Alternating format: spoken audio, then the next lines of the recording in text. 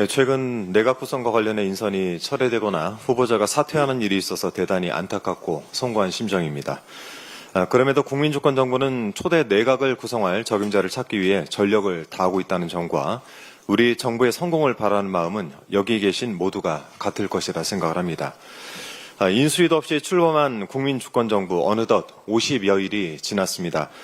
지난 23일 기준으로 장관 후보자 11명에 대한 임명 절차가 완료되었고 다음 주에는 김윤덕 그리고 최희영 두 장관 후보자에 대한 인사청문회가 예정돼 있습니다.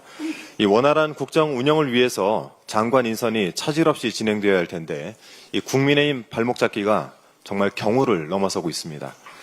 어제 국민의힘 송원석 비상대책위원장은 안규배 국방부 장관 후보자, 권오을 국가보훈부 장관 후보자, 정동영 통일부 장관 후보자에 대해서 지명 철회를 촉구하고 나섰습니다.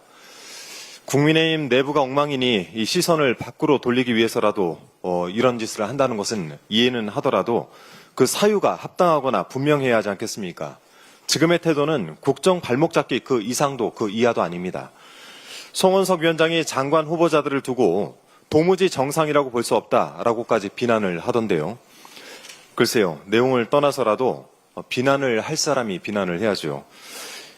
비난하는 송원석 위원장 이야기는 좀 뒤로 미루고 지난 3년 윤석열 정권의 장관들은 얼마나 정상이었는지 한번 살펴보겠습니다. 송원석 위원장 덕분에 지난 정부 인사청문회 자료들을 좀 훑어봤습니다. 면면이 주옥 같은 분들만 골라서 장관 후보자로 지명한 내란 속의 윤석열의 안목에 정말 새삼 감탄하지 않을 수가 없었습니다. 하나씩 살펴보겠습니다. 먼저 윤석열 정권의 인사에서 사적 유용은 아주 기본 소양이었습니다. 원희룡 전 국토부 장관은 제주도지사 시절에 소위 오마카세로 불리는 고급 일식집에서 1,600만 원어치 업무 추진비를 지출해서 논란을 빚었습니다. 참고로 이곳의 1인당 밥값은 점심이 7만 원, 저녁이 16만 원 정도입니다. 이인숙 방송통신위원장도 인사청문회 당시 법인카드 사적 유용에 대한 의혹이 제기됐고 현재 수사를 받고 있습니다. 법인카드로 대전 성심당에서 100여만 원어치의 빵을 사 먹고 서울 강남 자택 근처에서만 87건, 1,700만 원 가까이 결제를 한 것으로 드러났습니다. 특급 호텔 사용, 또 63빌드 고급 시당가에서도 법인카드를 사용했습니다. 먹는 것에 진심인 윤석열 정권답습니다. 재산 증식과 관련한 의혹도 가지가지입니다. 이 대표적으로 김행 여가부 장관 후보자 사례가 있는데요. 회사의 경영권을 인수하는 과정에서 회사 돈을 사용한 배임 의혹, 백지 신탁해야 하는 회사 지분을 신우이에게 매매한 주식 파킹 의혹 등 이러한 의혹이 인사청문회에서 제기됐고 급기야 후보자가 청문회 도중 도망치는 일명 김행랑 사태가 발생했습니다. 한덕수 전 국무총리에 대해서는 4년간 18억 원의 고액 고문료 논란이 있었고 김용현 전 국방부 장관은 법무법인 고문으로 취업을 하면서 그 사실을 신고하지 않아서 과태료 100만 원을 낸 전력이 있었습니다. 그리고 그 법무법인이 내란의 핵심인 김용현 변호를 맡고 있다라는 언론 보도도 있습니다. 자녀에 대한 즉한 사랑 때문에 논란이 불거진 경우도 있었습니다. 한동훈 전 법무부 장관에 대해서는 자녀의 스펙 쌓기 의혹이 불거졌습니다. 자녀가 한 논문 대회에서 금상을 수상을 했는데 이 논문에 대해서 대필 의혹이 제기됐고 또 봉사활동 내역에 미리 서명을 해놓은 2만 시간 봉사활동 의혹으로 구설에 올랐습니다. 이 건 제대로 조사를 해야 되지 않겠습니까?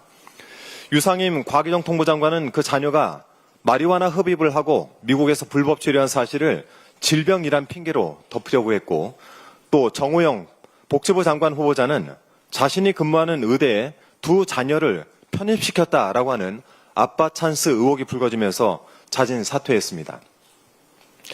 도무지 정상이라고 찾아볼 수가 없는 이런 인사들에 대해선 그때는 말 한마디 못하시더니 이런 자들을 데리고 내란을 일으킨 윤석열과 그 내란을 옹호한 정당이 어디서 이제와 정상과 비정상을 운운하고 있습니까?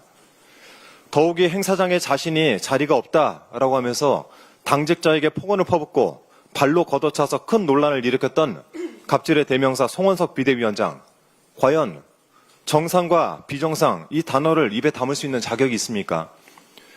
아울러 장관 후보자에서 자진 사퇴한 강선 의원에 대해서 의원직 사퇴 요구와 윤리위 제소를 이야기하시던데요. 앞서 두 분께서도 간단히 언급하셨지만 당직자를 폭행한 송원석 위원장에게 똑같은 요구를 합니다.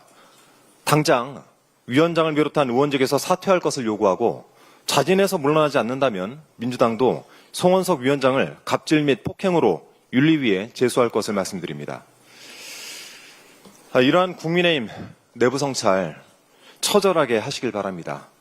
극우 세력과 선을 긋고 계엄의 강을 건너 국민의 삶에 동참하시길 정말 당부드립니다.